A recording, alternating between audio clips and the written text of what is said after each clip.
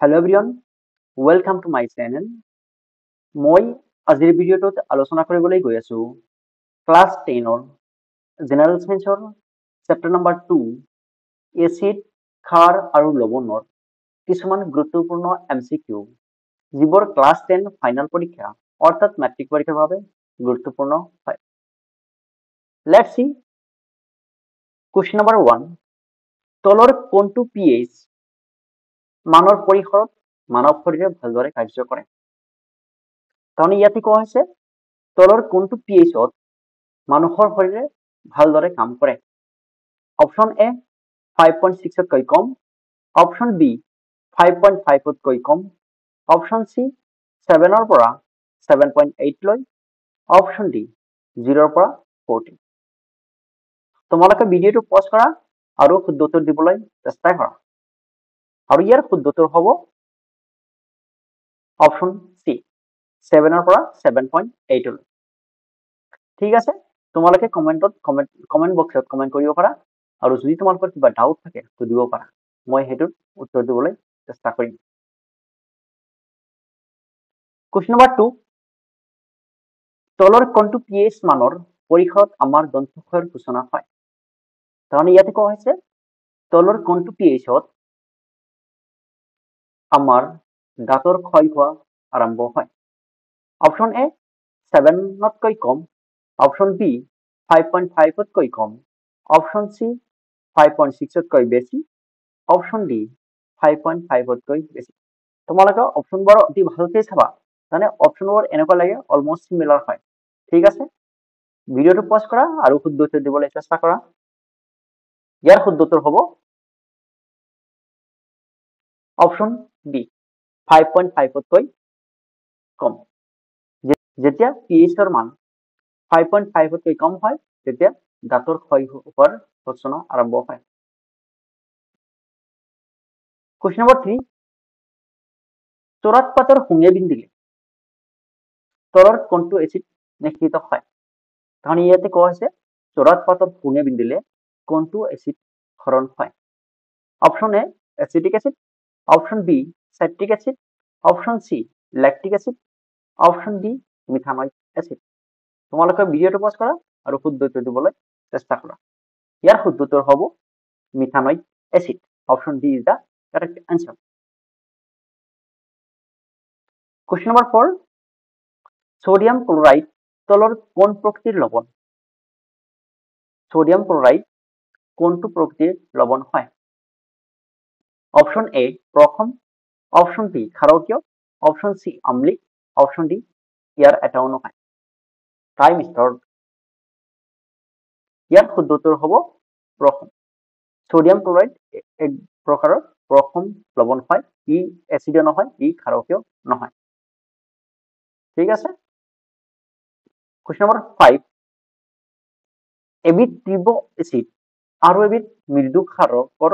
বিক্ৰিয়াৰ ফলত উৎপন্ন হোৱা লৱণৰ প্ৰকৃতি। ইয়াতে কোৱা হৈছে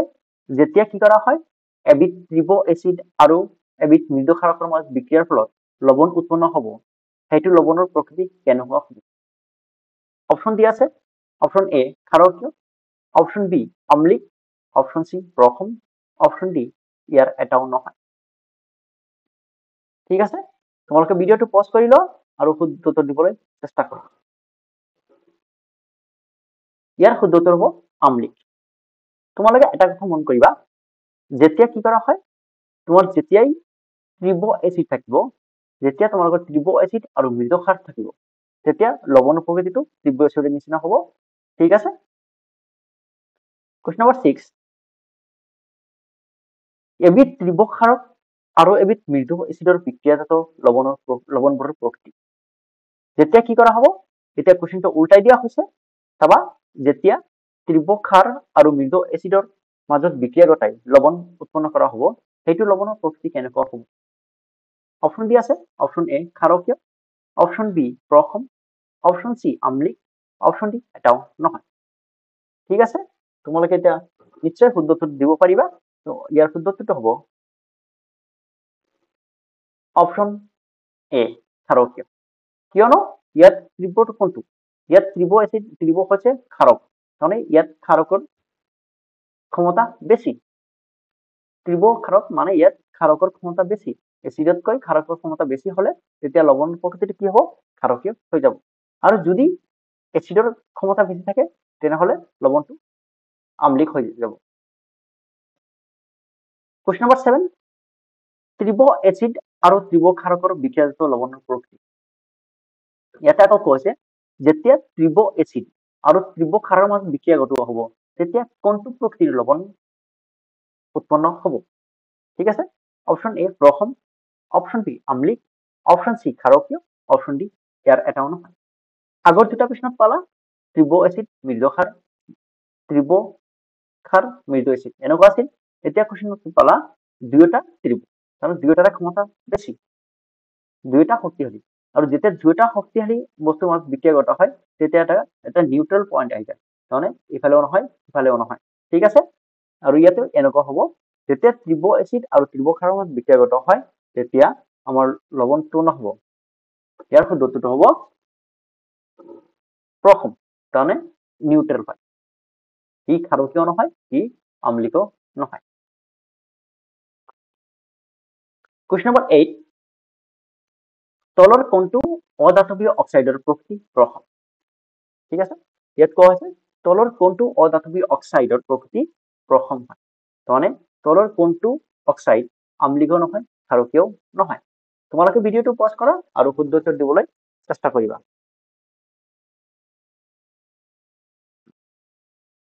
অপশন সি ওয়াটাৰ পানি পানি হল প্ৰথম পানি আম্লিকও নহয় পানি ক্ষাৰকীয় নহয় পানি আমি এতিয়া কি পানি হল এক ধৰণৰ প্ৰথম অক্সাইড ঠিক আছে কোৱেশ্চন নম্বৰ 9 তলৰ কোনবিধ সোডিয়াম যৌগ অম্লনাশকবোৰৰ এটা উপাদান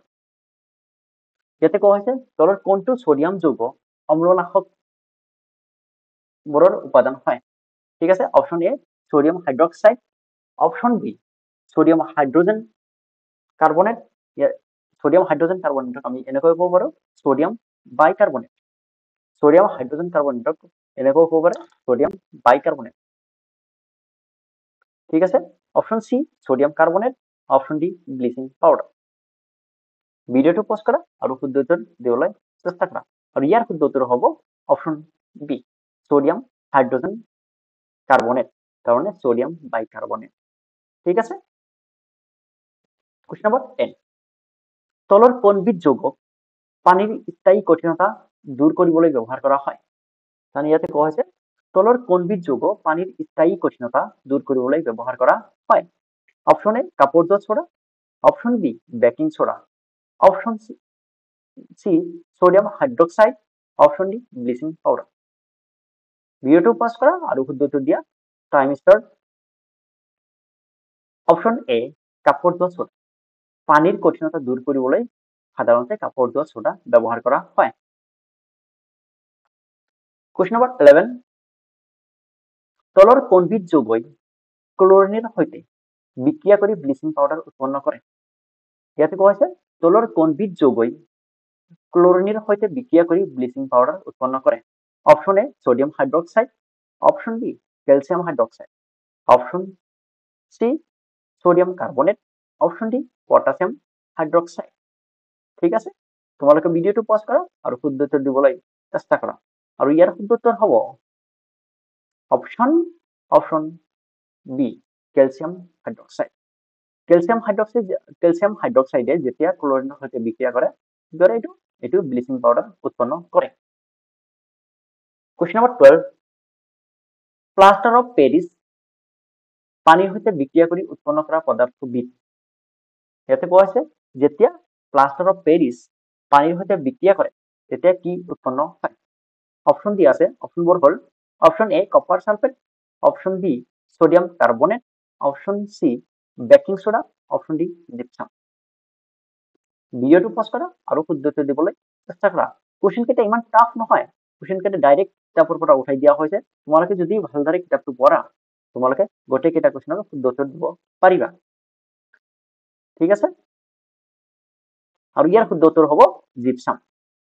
প্লাষ্টাৰ অফ পেৰিছে যেতিয়া পানীৰ সৈতে বিক্ৰিয়া কৰে তেতিয়া জিপসাম উৎপন্ন হয় ঠিক আছে